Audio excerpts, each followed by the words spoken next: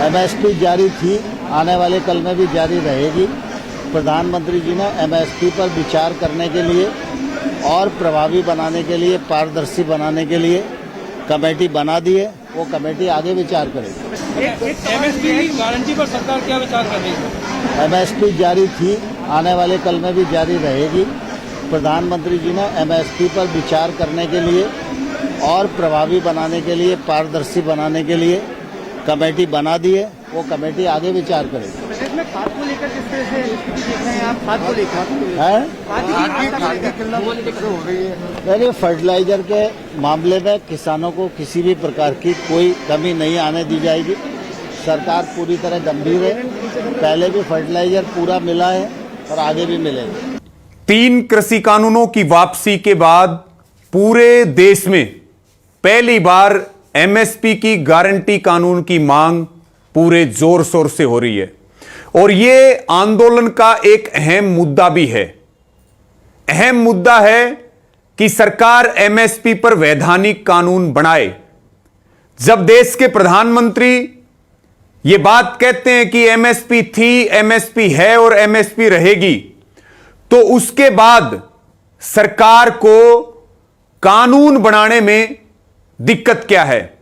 आपने तमाम केंद्र सरकार के और राज्यों में बीजेपी सरकार में बैठे हुए लोगों से यह बात सुनी है कि किसान की फसल चाहे वो रबी की हो चाहे खरीफ की हो, हम एमएसपी से ऊपर खरीदते हैं।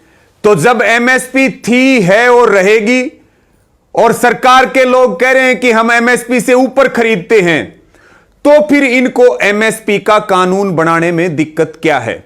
साथियों, देश के प्रधानमंत्री मोदी जी, आपको ध्यान होगा कि वो चुनावों में कहा करते थे कि C2+50 के हिसाब से लागत का 1.5 गुना किसान को एमएसपी मिलना चाहिए।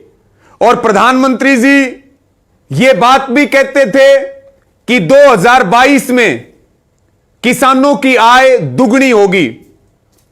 केवल 25-26 दिन बचे हैं। किसान यह भी इंतजार कर रहे हैं कि आखिर 1 जनवरी को किसानों की आय दुगनी कैसे होगी।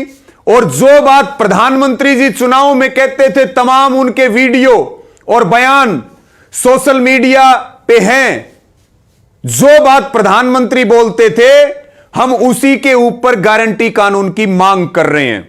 साथियों, गुजरात के मुख्यमंत्री होते हुए सेंट्रल सरकार में एक कमेटी के चेयरमैन होते हुए नरेंद्र मोदी जी ने एमएसपी की पैरवी की, एमएसपी के कानून की पैरवी की।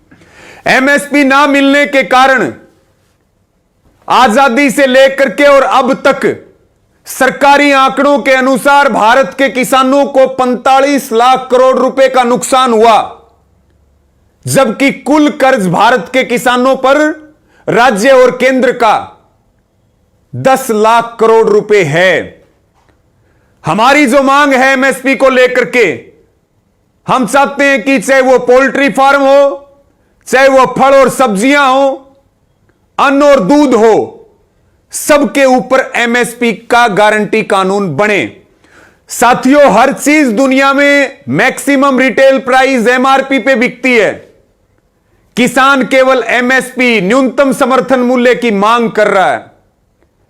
अगर किसान की जेब में एमएसपी का कानून बनने से 1 लाख रुपए ज्यादा आएगा, तो किसान की डिमांड बढ़ेगी, मांग बढ़ेगी, और मांग बढ़ेगी तो प्रोडक्शन, उत्पादन बढ़ेगा, उससे रोजगार मिलेंगे।